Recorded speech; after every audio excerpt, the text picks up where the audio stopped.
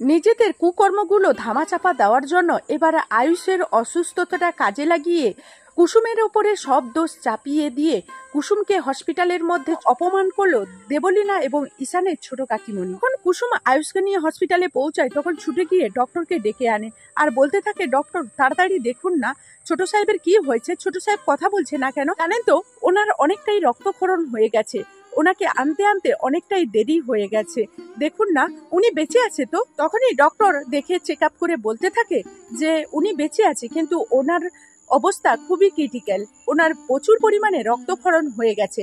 আর এটা তো police case, police যতক্ষণ না আসে ততক্ষণ তো আমরা চিকিৎসাই করতে পারবো না। কুসুম হাত জোড়ো করে ডক্টরের কাছে বলতে থাকে, আপনার যা করার সেটা তো উনি সুস্থ হয়ে ওঠার পরই করতে পারবেন, কারণ আমরা তো এখান থেকে চলে যাচ্ছি না, ওনার চিকিৎসা করুন। জানেন উনি কে? উনি এই শহরে গাঙ্গুলি ইন্ডাস্ট্রিজের ছোট ছেলে, ওনার যদি কিছু হয়ে যায় তাহলে দেবীমা আমাকে কখনোই ক্ষমা করবে না। তখনই ডক্টর বলতে থাকে যে জানেন আপনি ওনার কন্ডিশন কি, উনি যথেষ্ট ডেঞ্জার অবস্থায় আছে, আর ঠিক আছে আমরা চিকিৎসা করার ব্যবস্থা করছি। আর ওনাকে নার্সদেরকে জানিয়ে দেওয়া হলো যে ওনাকে ওটিতে নিয়ে যাওয়ার জন্য। ওদিকে কুসুম কাঁদতে থাকে আর বলতে থাকে, হে ভগবান তুমি যত তাড়াতাড়ি সম্ভব আয়ুষবাবুকে ভালো করে দাও, কারণ আয়ুষবাবু আমাকে বাঁচাতে গিয়ে নিজের এরকম বেহাল দশা করলো। বাবু একবার সুস্থ হয়ে উঠুক, তারপর যে আমি অজয়ের কি হাল করব সেটা নিজেও জানি না। অন্যদিকে ছেলে হারানোর শোকে যখন ইন্দ্রাণী গাঙ্গুলি হসপিটালে পৌঁছায় তখনই ঈশান কুসুমকে দেখতে পায় আর বলতে থাকে, কুসুম তুমি কেমন আছো, ভাইদা কেমন আছে, কোথায় আছে, কি রকম আছে বলো। মানে কুসুম বলতে থাকে ছোট সাহেবকে ওটিতে নিয়ে যাওয়া হয়েছে, কিন্তু ওনাকে আদৌ বাঁচানো যাবে কিনা সেটা নিয়ে ডক্টরের অনেকটা শঙ্কা আছে। ইন্দ্রাণী গাঙ্গুলি বলতে থাকে, তুমি ওকে ওই হসপিটালে কেন নিয়ে এসছো কুসুম? তুমি ওর স্ট্যাটাস অনুযায়ী জানো ওকে কোন হসপিটালে ভর্তি করা যেত? তুমি কেন নিজে এত বড় একটা সিদ্ধান্ত নিয়েছো ওকে এই হসপিটালে নিয়ে এসেছো? সেই সময় রাজ বলতে থাকে, আরে যেটা সামনে থাকবে সেখানেই তো ও নিয়ে যাবে, তাই না? যদি একটা বেশি দেরি হয়ে যায় তাহলে আমাদের ছেলেকে যদি না পাই তাহলে কি হবে? যেটা হচ্ছে সেটা হতে দাও।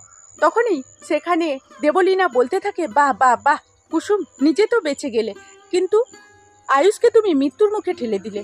তুমি না সবসময় বলতে এই তোমার বন্ধুত্ব, এটা তুমি বন্ধুত্বের দাম দিলে। তুমি না সবসময় বড় মুখ করে বলো যে এই দুই বন্ধুর জন্য তুমি নাকি প্রাণ দিয়ে দেবে, তো গাঙ্গুলি পরিবারের জন্য এটাই কি তোমার আত্মত্যাগ?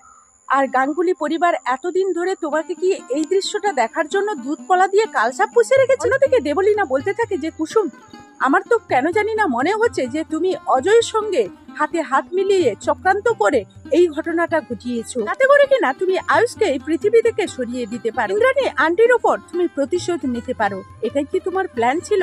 কি ঠিক তো? তখনই সেখানে ঈশান বলতে থাকে, দেবলীনা তুমি মুখ সামলে কথা বলো, কারণ যেখানে কিনা ওই মেয়েটার জীবনটাই বিপদে পড়ে গিয়েছিল আর ওই মেয়েটাকে বাঁচাতে গিয়ে ভাইদার ছুটে গিয়েছিল, ভাইদার গিয়েই এইরকম বিপদে পড়েছে, সেখানে ওর কি দোষ বলো তো?